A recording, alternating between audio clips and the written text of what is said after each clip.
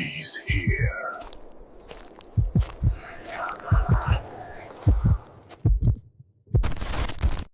When you find something buried, it usually wants to stay that way. It started the week Evan Holloway turned 16. A quiet kid, brown-haired, wore the same hoodie every day, kept his earbuds in like a barrier against the world. He hated his school, Grimson High, not just because it was old and smelled like mildew and lost dreams, but because it felt wrong, like the walls watched. On Wednesday, Mr. Harlan's history class got moved to room B12, an unused storage room in the East Wing, sealed for years due to a busted floor. But when Evan stepped in, something clicked, a creak beneath his chair, a whisper in the wood. That evening, as detention dragged on, Evan noticed it.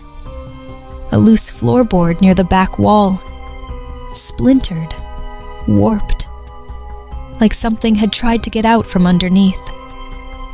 He pried it open. Beneath it, wrapped in a mildewed cloth, was a leather-bound diary, the name etched on the cover in fading ink, Martin Gray, 1975. The moment Evan touched it, the lights flickered. A chill wind rose in his cheek in that sealed room. He should have left it. He didn't. That night, in his bedroom with only the hum of his ceiling fan for company, Evan opened the diary. April 4th, 1975. It hurts. Every night. I see him in the hall. I don't think he's human, and no one believes me.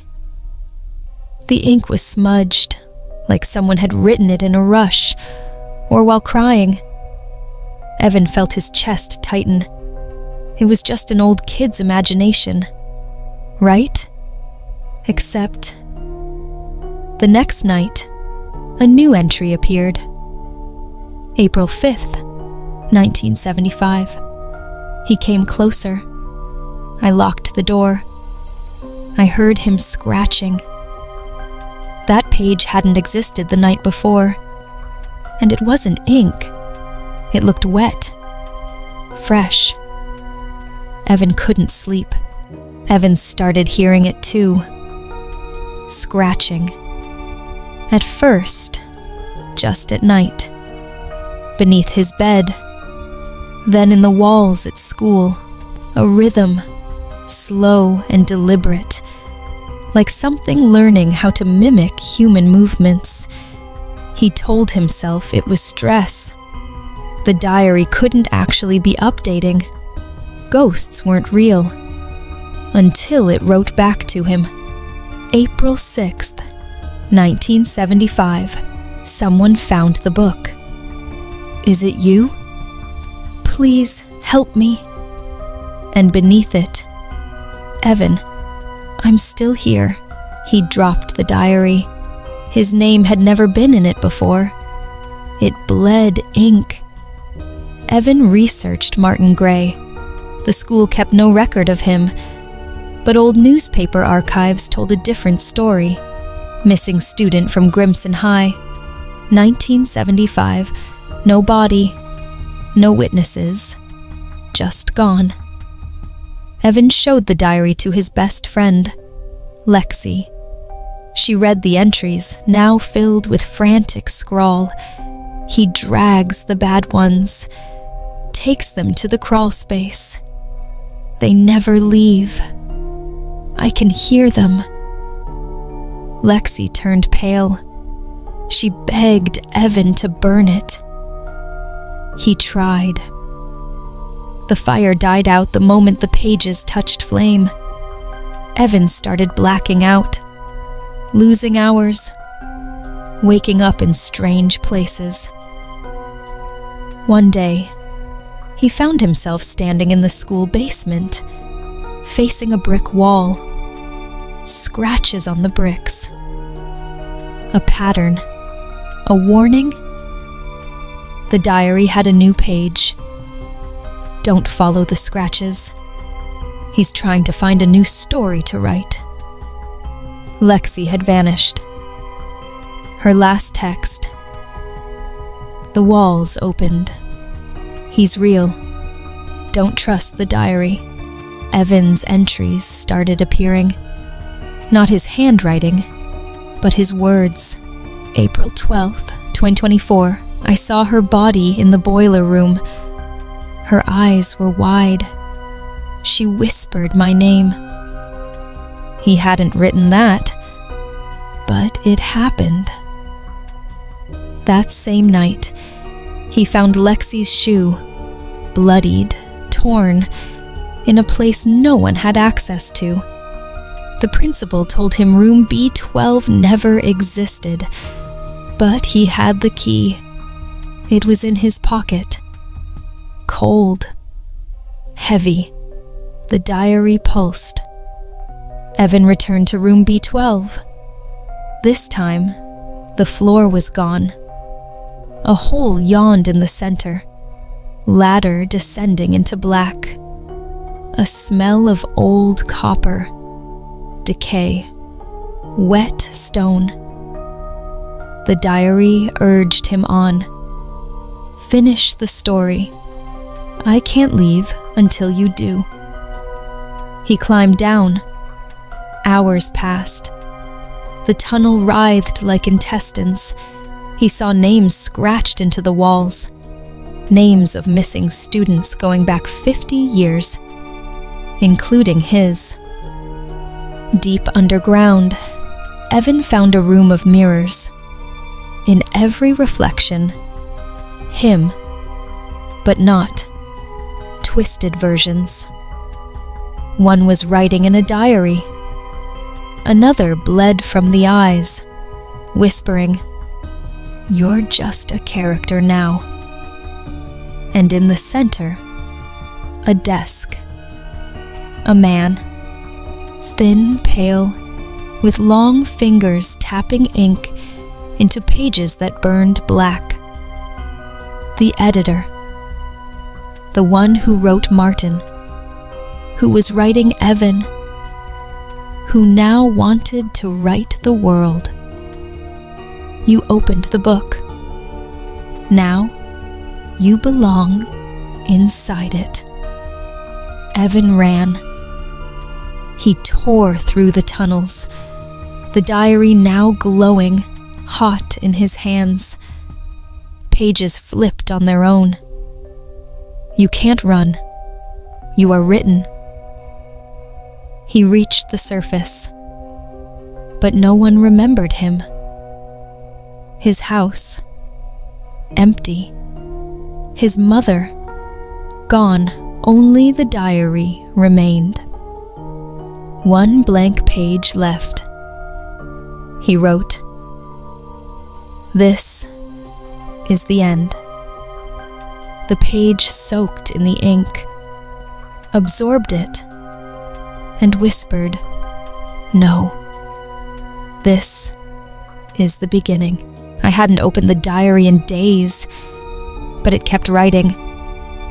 At first I thought maybe I was dreaming it, those pages turning on their own, the ink soaking in like sweat from some dead hand underneath the floorboards. But the smell was real.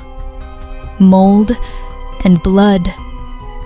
Every night since I buried it back under the floorboard, I heard scratching. I'd tried duct tape. I'd tried moving to the guest room. I even asked my mom if we could go stay with Aunt Dee in Buffalo for a few days. But the diary knew where I lived. Hell, it knew where I dreamed. That Monday, I walked into room 201 for first period and froze. Mrs. Langley had written on the whiteboard, "Creative writing, surprise prompt. Write about your worst fear." The classroom felt too quiet, and then I saw it. On my desk, in my notebook, written in my handwriting. "He's watching you write. If you stop, he writes instead." My hand trembled. I hadn't written that. but the pen in my bag was already uncapped. That night, I found 5 new pages in the diary.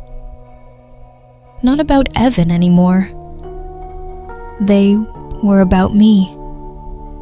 It described how I walked to school, what I wore, what I muttered under my breath when Mrs. Langley called on me, and the final line chilled my blood. Jake thought he was reading my diary.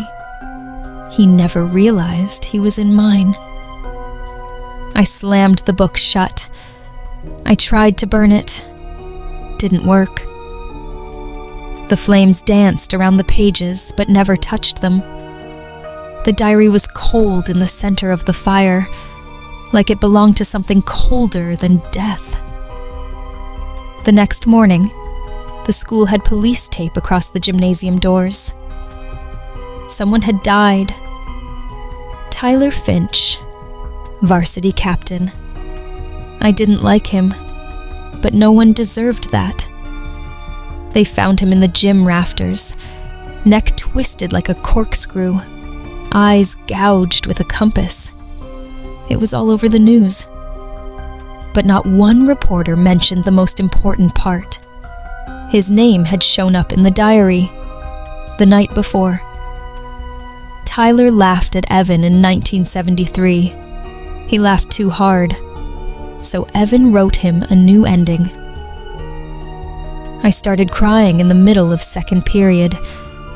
I knew something no one else knew. The diary wasn't documenting the past anymore. It was now writing the present. I skipped school, locked myself in my room, tape over the vent, chairs against the door. I sat on my bed, holding that book like a bomb with a heartbeat. And then it started updating again. A line appeared slowly, as if someone was carving it from inside.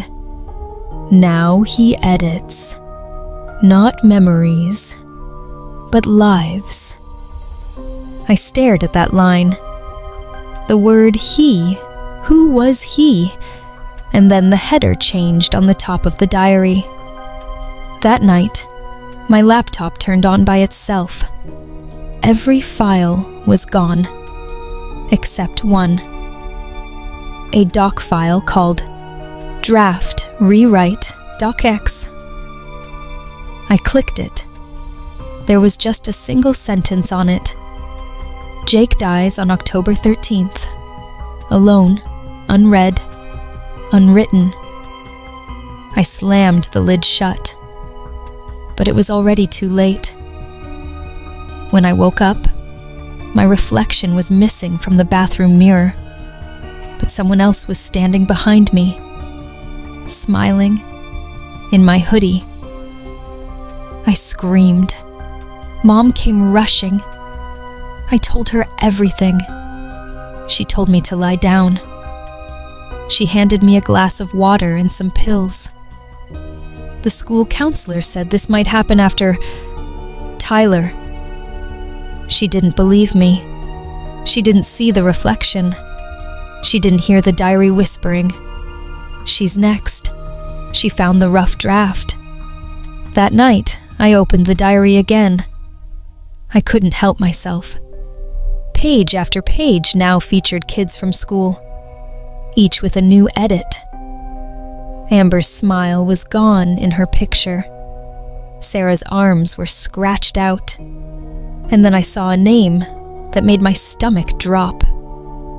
Jake Holloway, struck through. And underneath, pending revision. I realized then, the editor wasn't Evan. Evan was the first draft. The editor was something else. Something older. Something hungry. And the diary? The diary wasn't a book. It was a typewriter for the dead, and now it wanted a sequel. That night, I dreamed I was back in the classroom. But this time, all the students were blank. Their faces were paper, their fingers were pens, their mouths whispered pages. I walked to the chalkboard and found my name written under the lesson plan. Final draft. Due. Tomorrow. I woke up screaming. The diary was open on my chest. The last line read, "To be continued, unless the reader intervenes." The ink had started bleeding again. Every night at 2:13 a.m., the diary opened on its own, and every morning new words appeared, never written by Tommy's hand, but always in his voice. Derek was now terrified of sleep.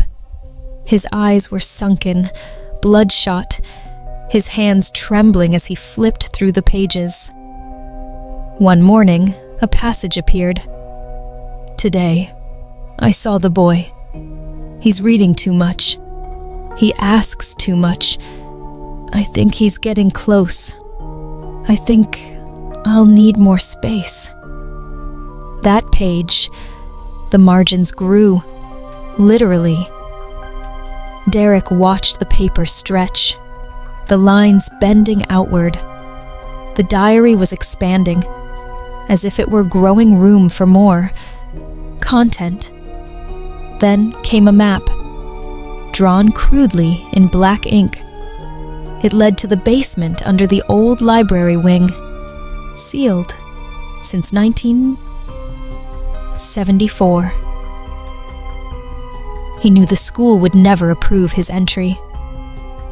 So, like every dumb teen in every tragic horror tale, he went at night. It smelled like a grave. The air was wet. The walls were lined with old, forgotten books that no one catalogued. Some titles were in Latin. Some had no titles at all. The map in the diary pulsed, page glowing faintly. Derek followed it step by step. He reached a hidden door behind a shelf. Not metaphorical, an actual rotating shelf. Inside, a room, a desk, and on it, dozens of diaries, all identical. He picked one up, same leather, same initials. TL. He opened it. Every page was blank, except one. "Hello, Derek, you've arrived." Finally. He dropped the book. Another one opened on its own. Then another. Then another. Hundreds of voices whispered at once. "He edits memories. He edits lives. He edits reality." Derek turned around. The door was gone. Books melted into the wall. The room was breathing. No, he was inside something. A stomach? He ran, but the floor never ended. Suddenly, Tommy appeared, but older. Not the boy in the photo. Not the teen from 50 years ago. This Tommy was a man now. Hollow eyes. Wide smile. "Tommy, you thought I died, but I just kept writing." Derek, voice trembling. "What is this place?" Tommy, "The margins of the forgotten." Tommy pulled out a diary, began writing. As he wrote, Derek's body froze, limbs stiffening, eyes rolling back. His fingers began to bleed ink. He screamed, but no sound came. Derek woke up in his room, desk light flickering, heart pounding, hands trembling. He looked at his palms. No ink, no cuts. He laughed in relief. Then the closet door creaked open slowly. Inside, stacked neatly on the top shelf, were dozens of diaries, all of them with fresh titles. He stepped closer. One book fell. The cover read, Volume 2, Derek Begins. That night, Liam didn't go home. He stayed in the library's back corner, flashlight in hand, diary on the table, and fear in his bones. Each page was starting to look more like a mirror. A new page had appeared, but this one was different. It was written in something darker than ink, something that smelled like rust and rot. It read, The editor chooses one from the bloodline. Every 50 years, every line must end. A chill ran down his spine. Liam remembered something. The blueprint he saw in detention years ago. There was a sealed storage room beneath the old science wing, one no teacher ever mentioned. He moved through the hallway like a shadow, unlocked a rusted trapdoor, and descended into a place that hadn't been opened since the Cold War. The room was real, square, silent, cold. Typewriters lined the walls, keys moving by themselves. Pages flew around, carving names, moments, deaths. In the center sat a chair, still warm, recently used. One page dropped before Liam. It was blank, until blood began to seep through. A single sentence appeared. The new editor has arrived. The chair moved. It turned on its own, faced him, welcomed him, and something inside him, something old, stood up. He stepped forward, not in fear, but obedience. When Liam sat, the room changed. Memories bled through the walls. He saw students screaming. He saw fire. He saw a boy with no eyes, whispering, "You're me now." The typewriters began to type, one by one, without ribbons, without keys. The first edit, his mother's name, her memory. Then, nothing. She would no longer exist. He tried to leave, but the door was gone. The editor's room doesn't let go, not until the last edit is made. The bell rang, signaling the end of another school day, but Jamie barely noticed. The classroom had emptied, footsteps echoing into the hallway, but he stayed frozen at his desk, eyes glued to the diary. It was changing again, its cover twitching, the paper aging further, as if time was speeding through it like a disease. He opened it. A fresh entry had appeared. He touched the page. Now the ink touches him. Jamie felt a jolt. His fingertip, where he had turned the page, was now marked with a thin black line, no bigger than a scratch, but it pulsed like a vein. The ink was inside him. He bolted to the bathroom, scrubbing his finger raw under the tap, but the mark remained. Worse, it began to crawl up his hand, along his arm, curling in strange symbols like handwriting with no alphabet. He ran to the nurse. She frowned at the marks. Did you draw this on yourself? No, I swear, it just showed up. She touched the lines gently. Feels like under the skin, almost like a tattoo. But she didn't finish. Her eyes unfocused, her face went slack. Miss Baxter? Jamie whispered. She looked at him, suddenly terrified. You need to leave. Now. Don't come back tomorrow. He ran through the halls, past the old science lab, past the boiler room door that shouldn't exist, but now bore a black handprint.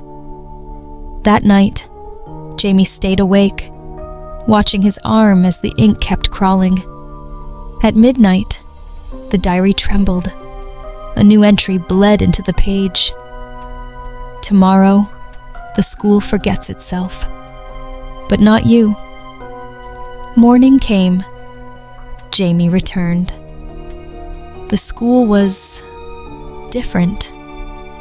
The walls bore faint writing, invisible unless you tilted your head just right. A low hum echoed through the halls, like distant whispers underwater.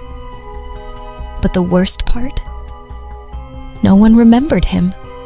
His teachers didn't recognize his name. His locker had vanished. Even his best friend Greg looked through him like a stranger. Jamie walked the halls like a ghost. Alone. Marked. Forgotten. Until someone else saw him. A girl. Pale. With a raven-colored braid and a camera hanging from her neck. You see it too, she said. The ink. The echoes. You're part of the diary now. Jamie blinked. What is this thing? She handed him a Polaroid. It was a picture of his classroom, but in the image, every student had no face. It doesn't just remember the dead, she whispered. It replaces the living. Behind them, a locker clicked open, and the ink pulsed again. I had to go back to the basement. The diary wasn't just writing stories anymore. It was changing things.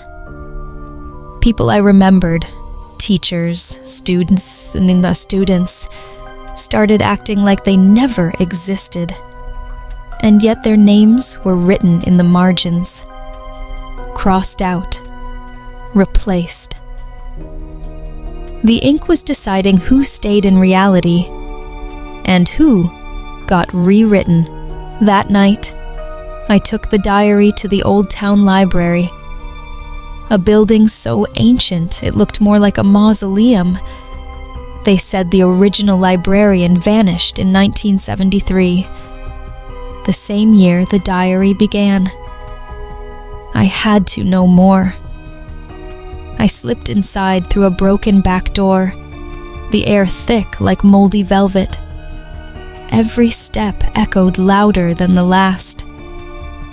Books were stacked like barricades, and the card catalog had melted into ink puddles. She didn't walk. She glided, her heels scraping but her feet never moving.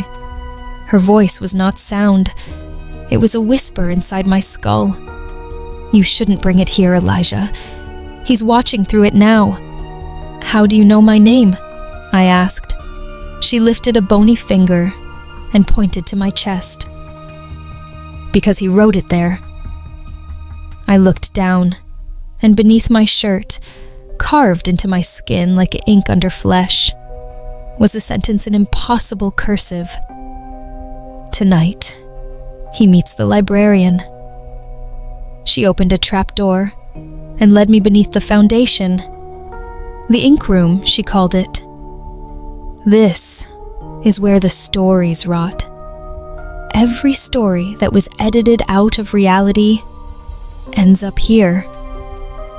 And you keep them? She didn't answer. Instead, She handed me a tattered bookmark with burned edges. On it was a date. October 14th, 1973, the day the original boy died. This was the last day a page was torn.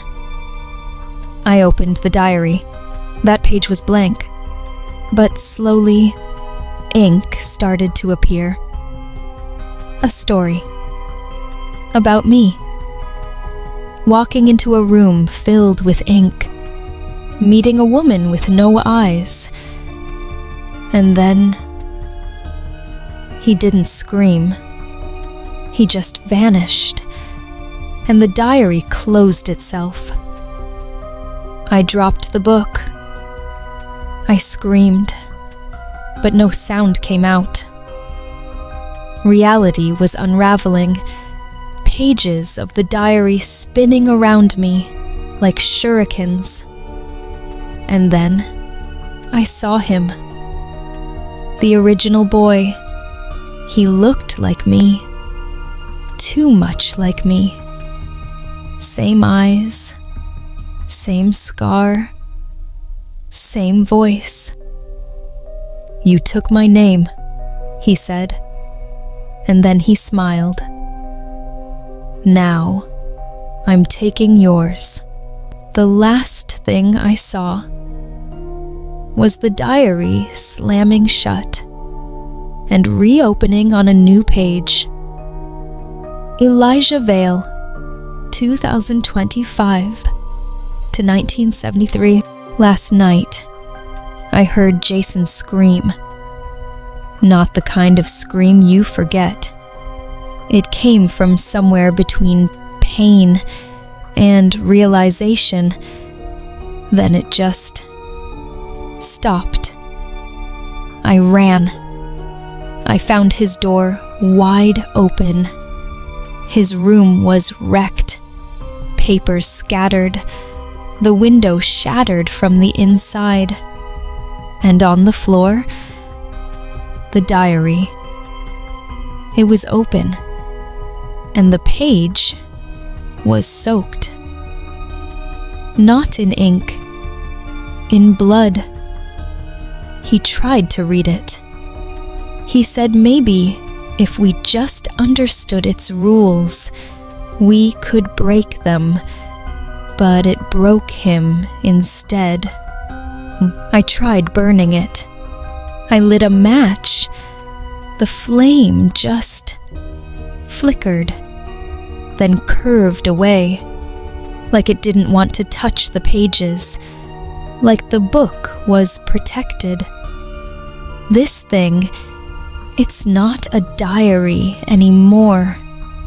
It's a gate, a trap, a story that writes you into it.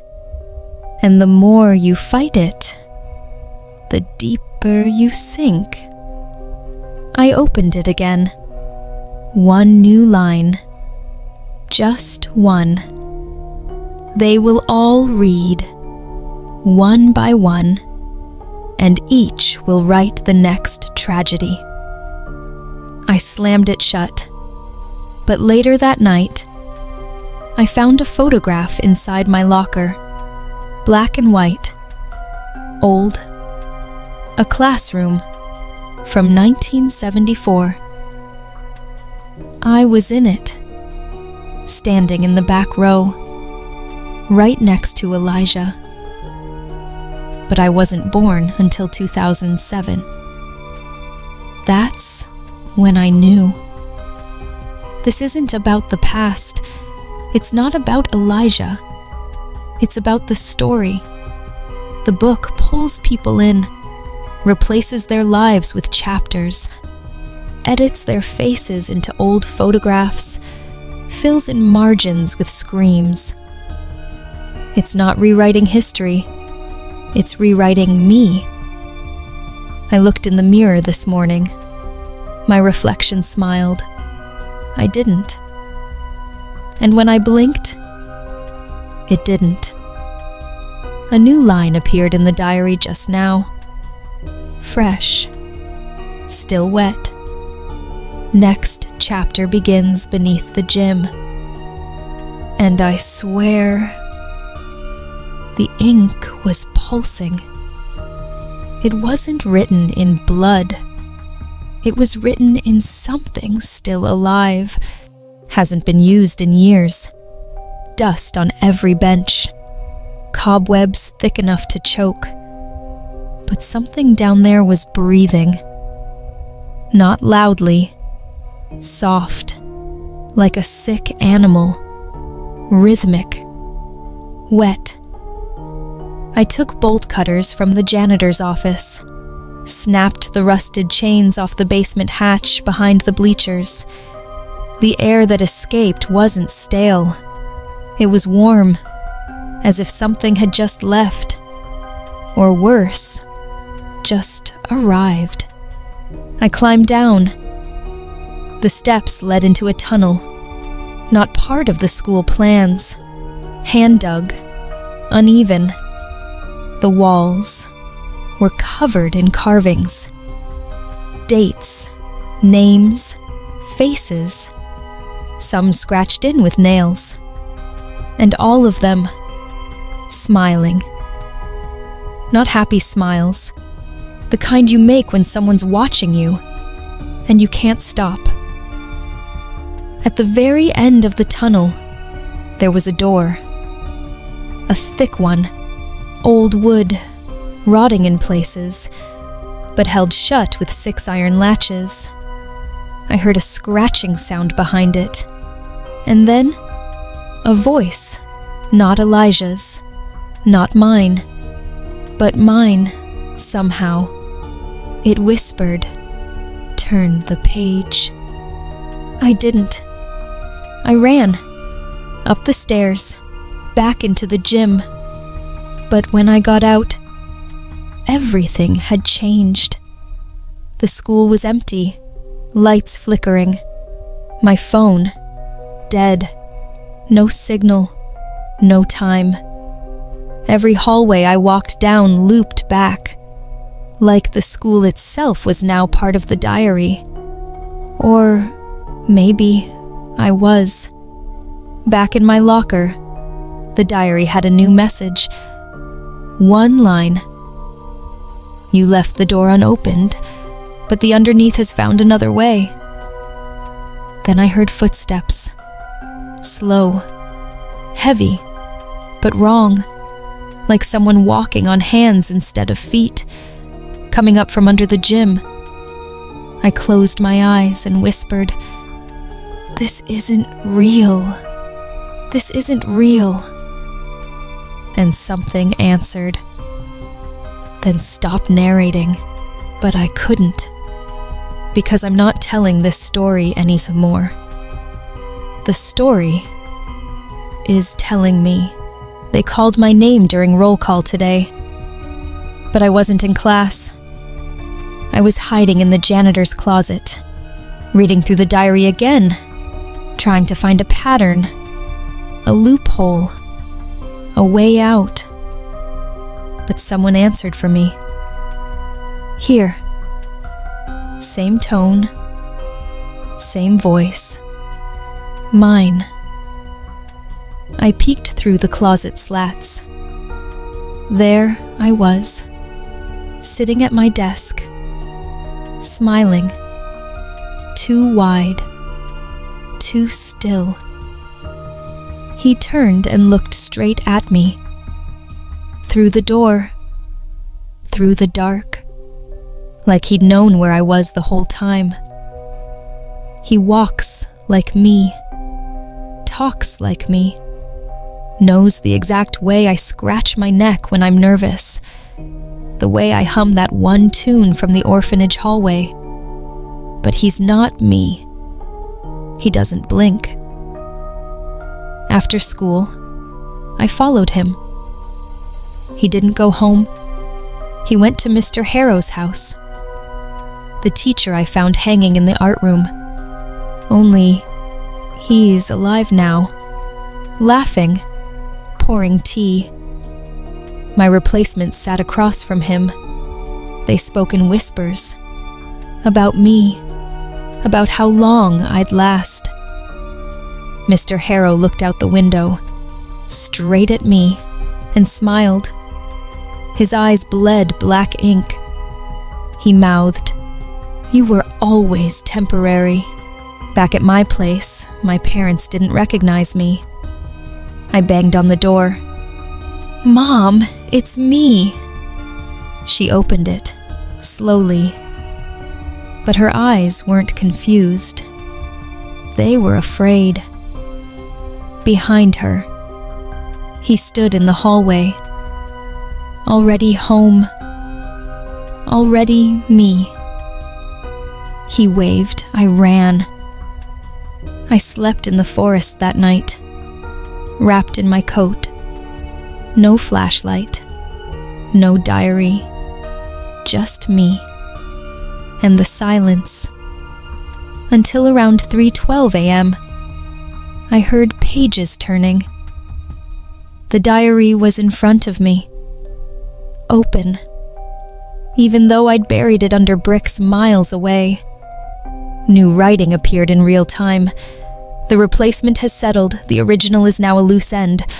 All loose ends must be edited. Then a second voice wrote underneath it, scrawled violently, "Not yet." And then silence. That morning, I woke up inside a classroom. My classroom. But empty. Chairs gone. Board blank. Light humming from one lone bulb above. The desk in front of me had a mirror. And in the mirror, I was him now, smiling too wide. Too still. A note was taped to the glass, scrawled in black ink. "Congratulations. You've been accepted into the manuscript." And on the back, "Next. Rewrite your memories. Start with the ones where you felt real." They gave me a pencil. Old, cracked, the tip broken and bleeding ink, and a single instruction. Rewrite one memory. Make it how you wish it had been. The desk in front of me shifted. Paper emerged from underneath the wood, still warm, as if someone had just torn it from a body. I chose the night my parents left me at the orphanage. The cold, the rain, the sound of that green car disappearing down the hill.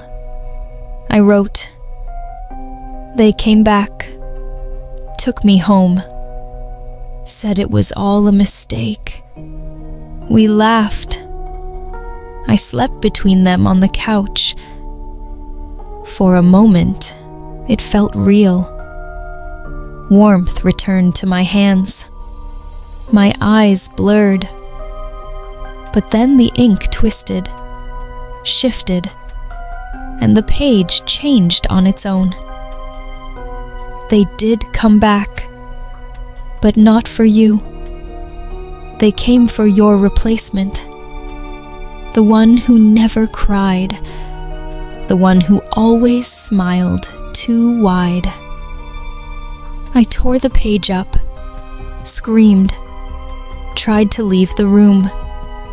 The door was gone. Just walls now, soft and breathing. Something whispered behind me. A dozen voices layered together, like tape over tape. "Don't resist the edit. You're just a draft." On the floor beneath the desk, I found old versions of myself, drawn in crayon, carved in charcoal. Photographs of moments I'd never lived. My 10th birthday. Cake. Presents. Hugs. Except I never had a birthday party. I never even had a cake. someone had drawn over my emptiness. Someone was rewriting me. Then came the humming. From the light above, from the pencil, from inside my spine. I picked it up again. This time the paper was blank, except for one line in the center. Write your last memory, the one you fear the most. My hands shook, but I began. I wrote the moment I first found the diary. In that locked drawer, in the school's abandoned West Wing, where no class had been held in decades. As I wrote, the walls began to whisper, not words, but erasures, sound being swallowed.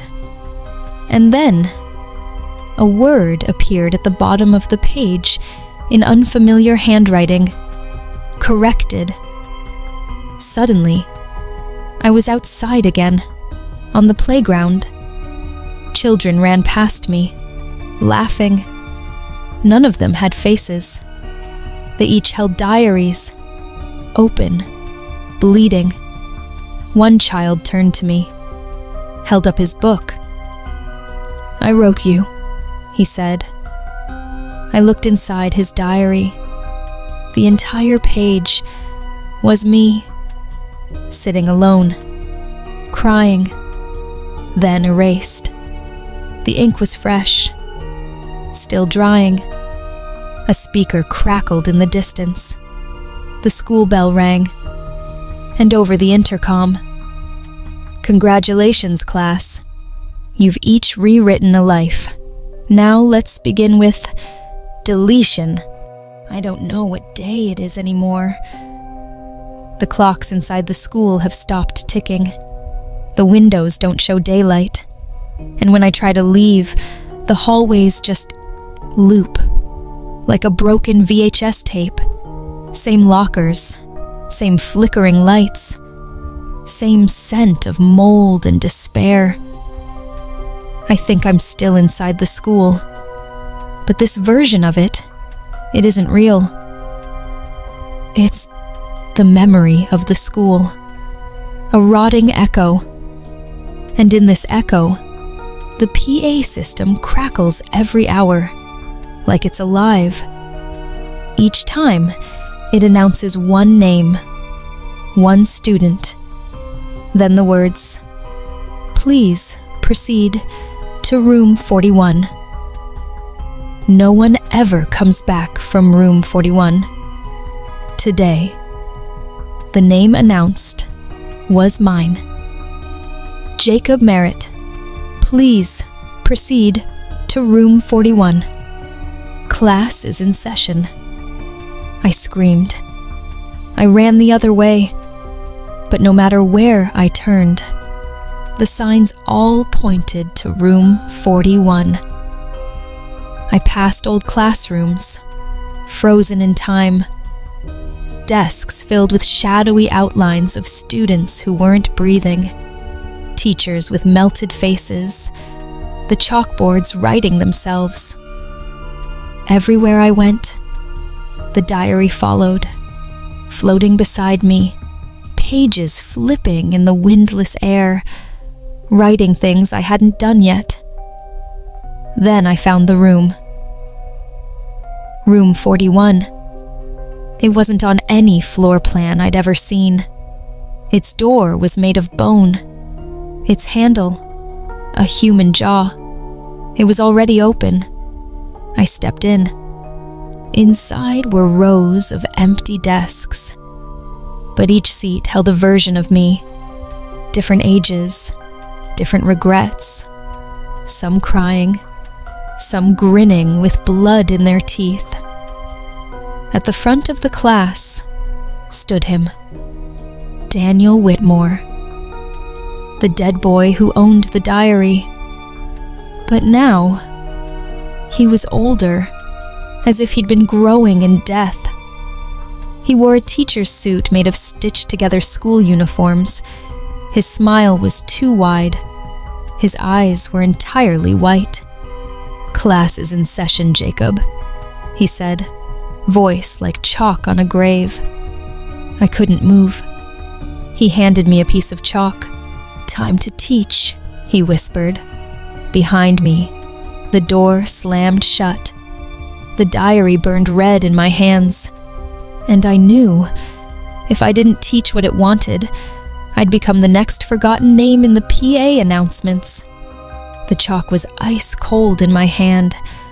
On the board behind me, the word lesson had already been written in dripping red strokes, but not in ink, in blood. Every version of myself, the ones in the seats, were staring. Some whispering, others twitching. One just cried softly, mouthing, "Don't fail again." Daniel Whitmore stood by the window, grinning. Outside, there was nothing, just an infinite void, like the world had stopped being real beyond room 41. "Teach them what you've learned, Jacob," he said, teeth clicking like a metronome. "Tell them the price of forgetting." I didn't know what he meant, but I turned to the board. I started writing. Lesson 1. Some memories don't want to stay buried. The diary in my hand vibrated. Its pages fluttered open, and a new entry wrote itself. Extra credit. Confess something you've never told a soul. I didn't want to, but my arm moved on its own. My voice cracked as I began. "When I was 13, I saw my brother drown, but I didn't call for help. I froze, and then I lied, said I tried, but I didn't." Silence. Then every version of me clapped. A slow, sarcastic, dead clap. One by one, they stood up, chanting, "Extra credit, extra credit, extra credit." Daniel smiled. "Very good. One truth down. 9 more to go, 9? That's when I saw it, etched into the floor. 10 truths, 10 halls, 10 doors. Only then can you leave the school.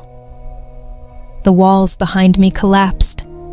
The classroom shattered like glass, and I stood at the start of a long, red hallway, lined with doors. Each one had a number. Each one wanted something. And the diary whispered in my head, "Truths are currency here. The more you confess, the deeper you go. But lie once, and you stay forever." I walked toward door number 1. It opened by itself. Inside was a funeral. My funeral. No one was crying. Not even my mom, and in the front row sat the boy with no face. "Ready for your next lesson," he said, turning his head. "Locker number 13. Always jammed, always squeaked like a scream when you opened it, and always smelled, faintly, of rotting leaves and regret."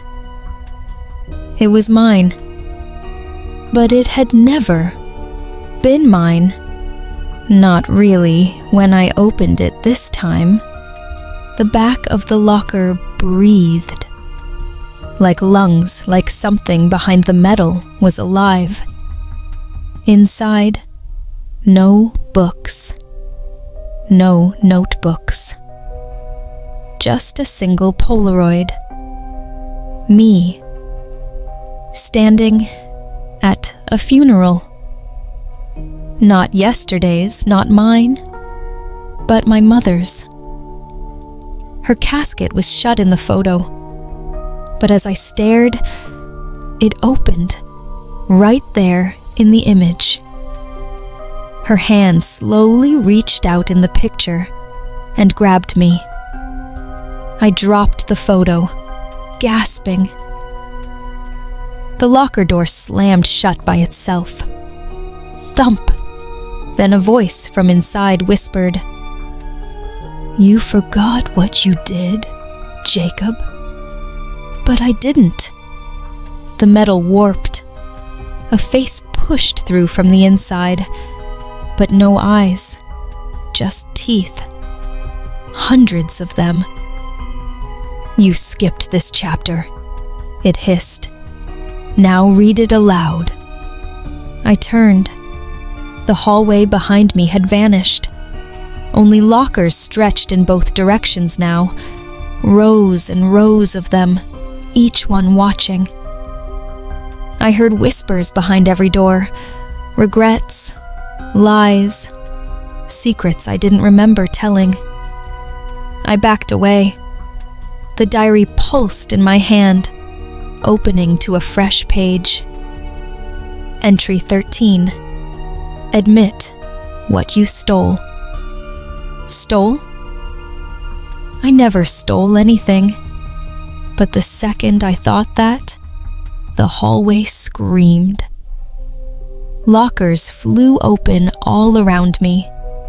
Dead hands, books full of names, crossed out names. And then I remembered. 3rd grade, Anna Keats, the essay competition. She wrote it. I copied it. I won. She cried. I said nothing. I forgot it for years. But the diary hadn't. I spoke aloud. I stole Anna's story. I took her words and made them mine. The lockers calmed, except mine. It burst open, and out came a younger version of myself. Bleeding ink, eyes made of diary pages, mouth stitched shut with red thread. He looked at me and handed me a piece of paper. One word written on it, plagiarized. Then he whispered, "Keep going. The next truth waits in the yearbook." I looked up. The hallway was gone. I was standing in the yearbook room now, and every photo on the wall was slowly turning to stare at me. The yearbook room was freezing, but not cold like winter. Cold like grief, like the kind of air that hangs around open graves. The walls were lined with framed class portraits, but the faces inside them, they were moving, blinking, smiling, then frowning, then screaming. My own photo, senior year, sat in the center of the wall. I stepped closer and watched myself blink in the picture, then slowly look away from the camera at me. I backed up. Something wasn't right. My photo, it was aging. Wrinkles formed, hair thinned. I watched my face rot inside the glass, like time was accelerating in reverse. I turned to leave, but the door was gone. Instead, a giant, leather-bound yearbook now sat in the middle of the room, on a pedestal. It was open, and its pages were turning by themselves, one by one, until it stopped on a page labeled "Class of the Forgotten." The portraits were different here, faces scratched out, eyes gouged, names erased violently with red ink. And then I saw it. A blank space. Waiting. Right next to a caption that read, "Future unknown. Identity pending." I felt the diary pulse in my hand again. Its ink bled into my wrist. I looked back up. My face was now fading from my real photo, as if the book was rewriting me. I opened the diary. It had already written the next line. "You cannot graduate until you grieve." The lights above flickered. The room dimmed to black and white. And then I heard their voices. Everyone I had forgotten. Everyone who had disappeared from my memory. Not because they moved, not because they died, but because I chose to forget them. I heard Anna Keats, Mr. Heller, Coach Dent, my father, and others, people I could no longer name. Their voices overlapped like static, accusing, crying, pleading. The pedestal burst into flames, but the book didn't burn. Instead, it flipped again, one final time, revealing a photo of me holding the diary right now, captioned, "Most likely to regret." Then the pages curled back, and a key fell from the spine. Cold, silver, ancient-looking, carved into its handle. Locker room B, sublevel. There wasn't a sublevel B. At least not when I went to school here. But the diary disagreed. It wrote, slowly, "Turn the key, Jacob, and remember what you buried." The silver key was colder than ice. It hummed in my palm, vibrating faintly like it had a heartbeat of its own. Sublevel B. That place didn't exist on any blueprint. I checked. I double-checked. But now, I could feel it. A draft beneath the gym floor.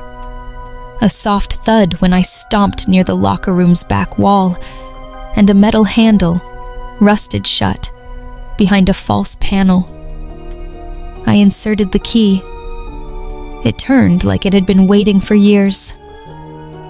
The floor groaned, then descended.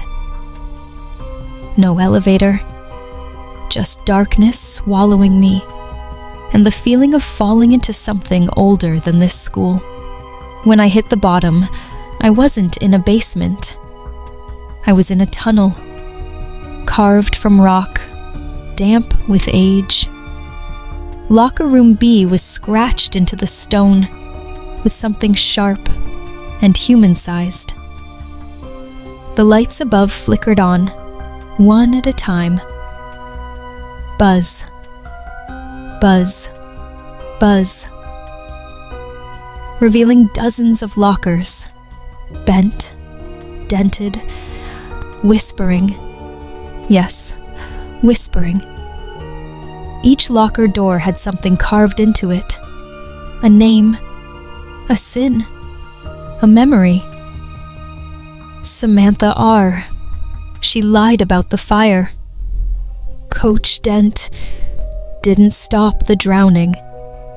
Jacob Ellis knew, did nothing. I froze. That was my name. I stepped closer, heart pounding. The metal locker had no handle, just a tiny slit, and from inside came breathing.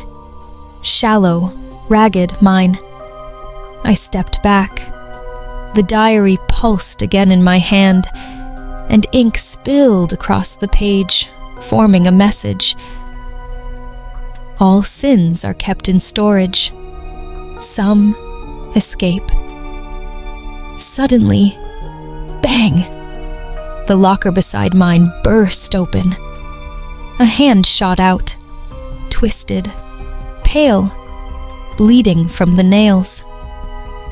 I turned and ran deeper into the sublevel tunnel, past more lockers, more whispers, more names I recognized, but couldn't remember why.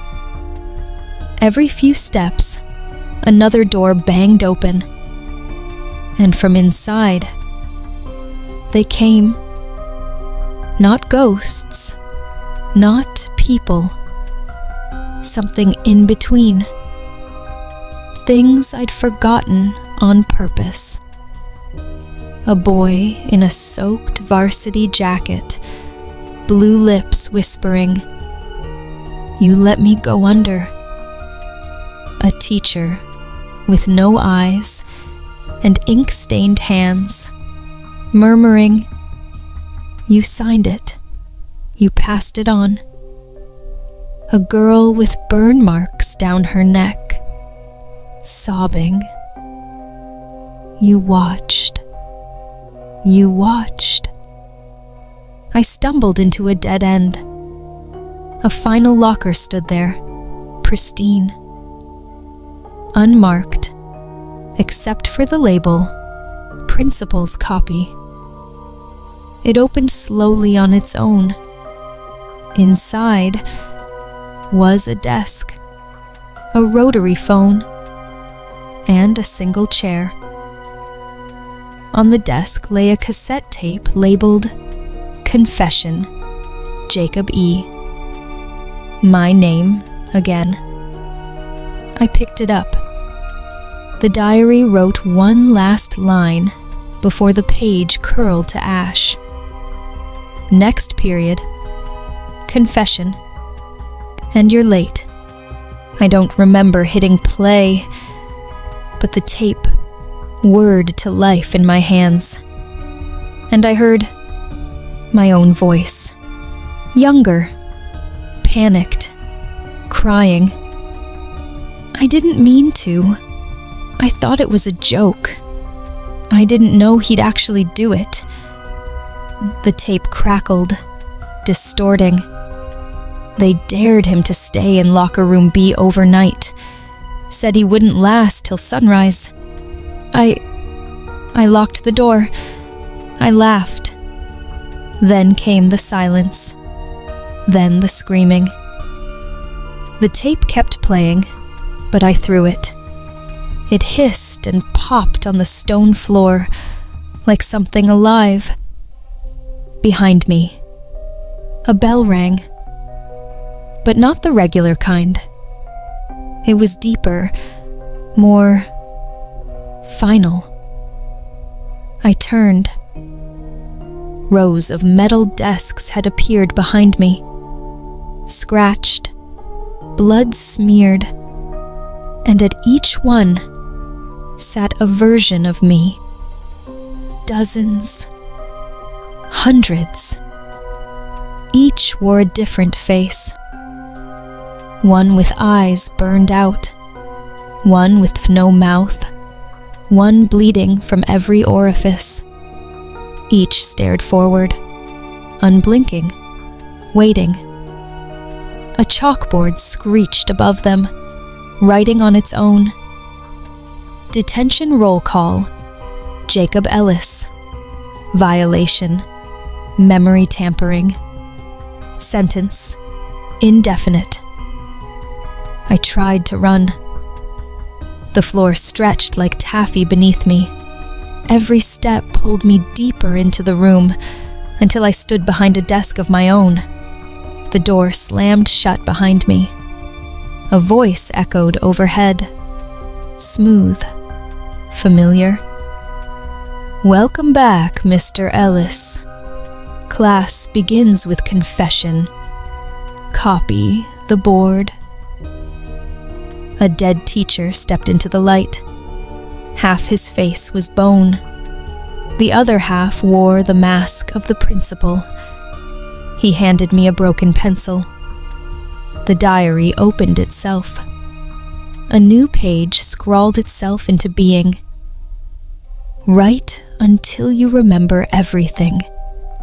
Then write some more. Detention never ends. Until you do. My hands moved without permission. The pencil dug into the page until my fingers bled. I wrote names, dates, faces I had buried. Each word made the room groan. Each line made another version of me scream and vanish into smoke. Then, the desk caught fire. The walls shrieked. The chalkboard melted into black sludge, dripping onto the floor and slithering toward me. The diary laughed. I swear it laughed. But above the roar, I saw something. A vent near the ceiling. Open. Small. Big enough for one escape. I hurled the burning desk aside, climbed up the rusted lockers, pulled myself into the shaft, just as the room burst into flames below. I crawled for what felt like forever, and when I finally dropped down, I wasn't in the sub-level anymore. I was back in the school library, or something that pretended to be. Because the books were watching. The library was wrong, too quiet, too alive. The air felt thick, heavy, like it had lungs. And the books, they breathed. Each shelf towered taller than I remembered. Impossible angles. No end in sight. The moment I stepped forward, the overhead lights buzzed, then flickered out. Only one remained. A single fluorescent tube that followed me. One beam of cold light above my head, tracking every step like a spotlight. Everything else, shadow. Then the whispers began. At first, they were just hints, like pages turning in the distance. But as I moved between the shelves, the voices grew clearer. They were calling my name. Jacob. Jacob Ellis. The reader of the dead. I turned a corner and stopped. There was a librarian at the desk. Except, she had no face. Just smooth porcelain skin stretched where her features should be. She didn't move, didn't blink, but the books behind her shivered. One by one, they opened. Not by hand, on their own. Pages fluttered violently, and then stilled on specific entries. Each one was about me, my detentions, my secrets, even thoughts I'd never spoken out loud. I picked one book up. It was titled, "The Day You Lied." Inside were pages of my voice. Transcribed, "I didn't push him. He fell." I never read from the diary. I never wanted him dead. Suddenly, from deep within the stacks, a sound. Like something massive dragging its body across linoleum. I backed away, heart pounding. The shelves began to shift, reshaping around me.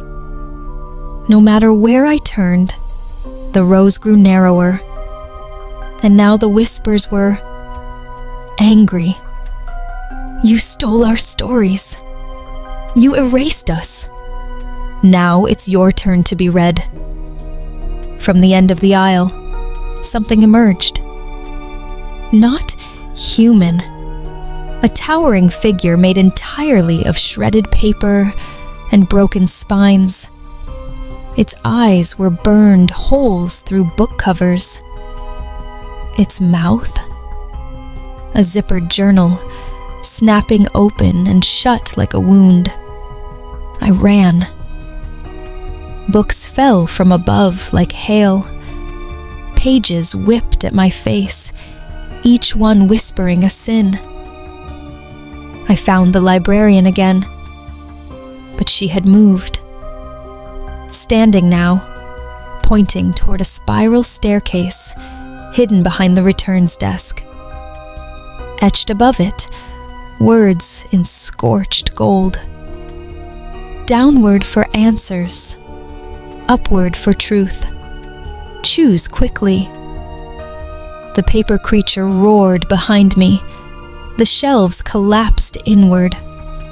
I bolted for the stairs, took them up, and up, and up, until the air turned cold, and I stepped into the principal's office. Except now, he was expecting me.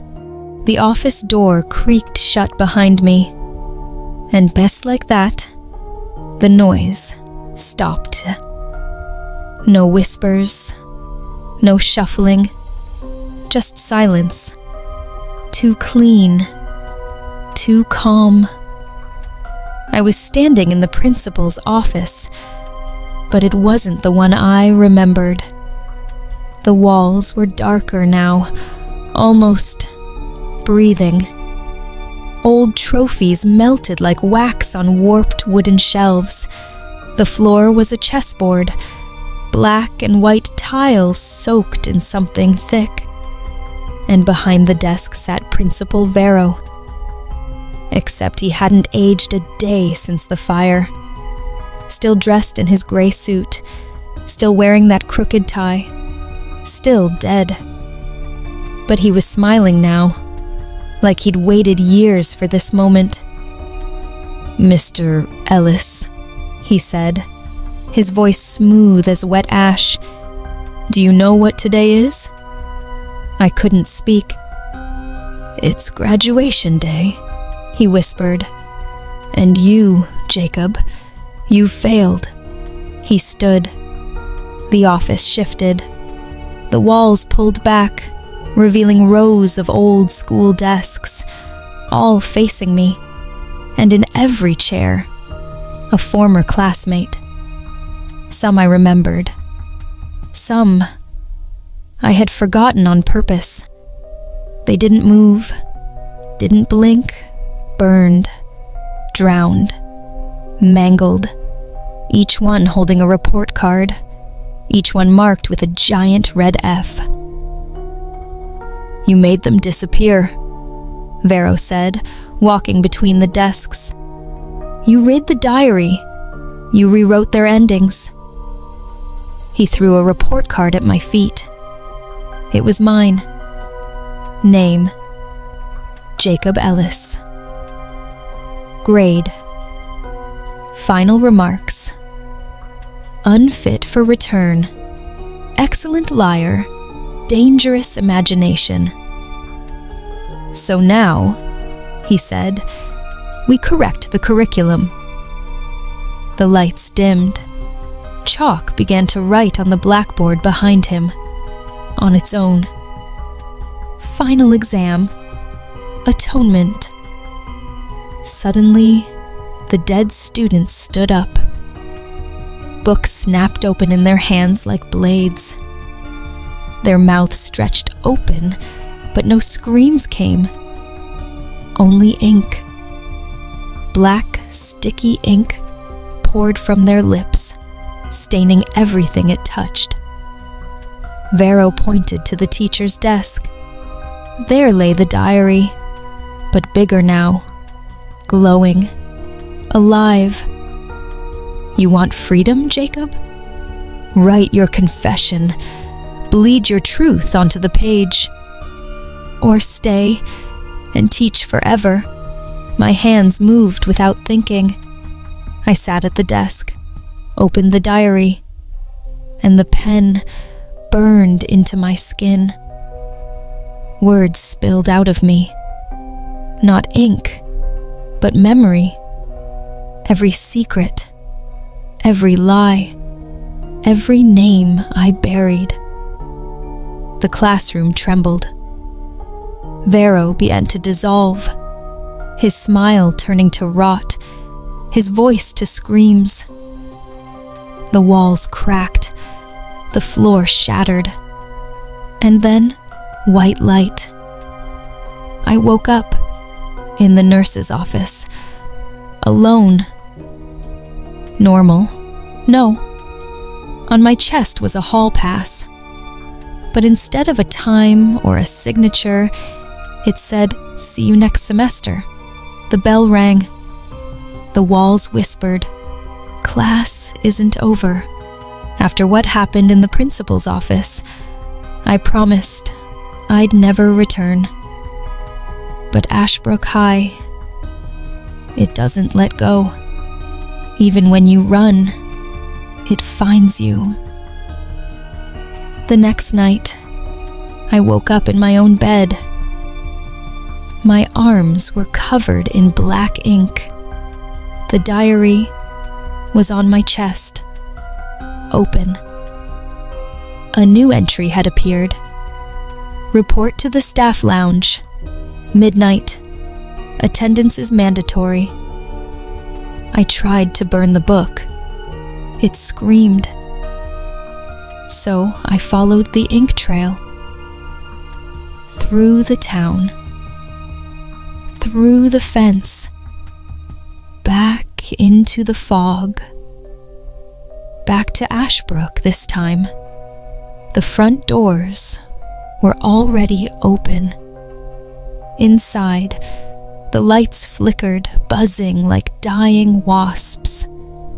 The walls were lined with old staff portraits. But the faces were wrong.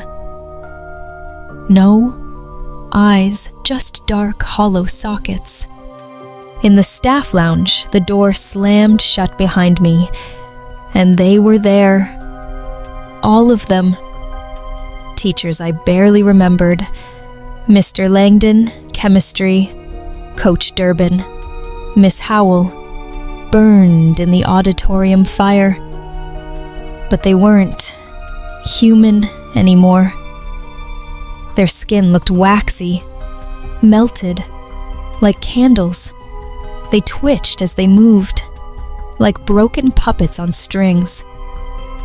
At the center stood Vice Principal Mern, tall, thin as a shadow, hands folded behind his back. "Welcome to your performance review," he said. "You've been interfering, Mr. Ellis." He walked around me. The teachers floated closer. Their feet didn't touch the ground. "We protect memory," he said. "We keep things in order." "But you erase." A TV in the corner flickered on. Security footage began to play. Every moment I thought was lost. Me rewriting the diary, opening sealed doors, watching kids disappear. "You've been a bad influence," Mern hissed. "And bad influences don't graduate." The lights blew out. The teachers lunged, hands like chalk-dusted claws. I ran. Through halls that twisted behind me. Classrooms turned into nightmares. One was an autopsy room. Another was full of mirrors, each one showing a different version of me. I finally burst into the library, and there it was. The diary, open to a blank page. Just 4 words. Sign, or substitute forever. I grabbed the pen, hesitated, then wrote, Jacob Ellis, faculty. The ink bled red, the book shut itself. Silence. And when I looked up, they were gone. Every one of them, but now I hear morning announcements in my dreams. I feel lesson plans forming in my head. And when I pass schools, the lights in the classrooms flicker, because I didn't just sign my name, I signed away my place among the living.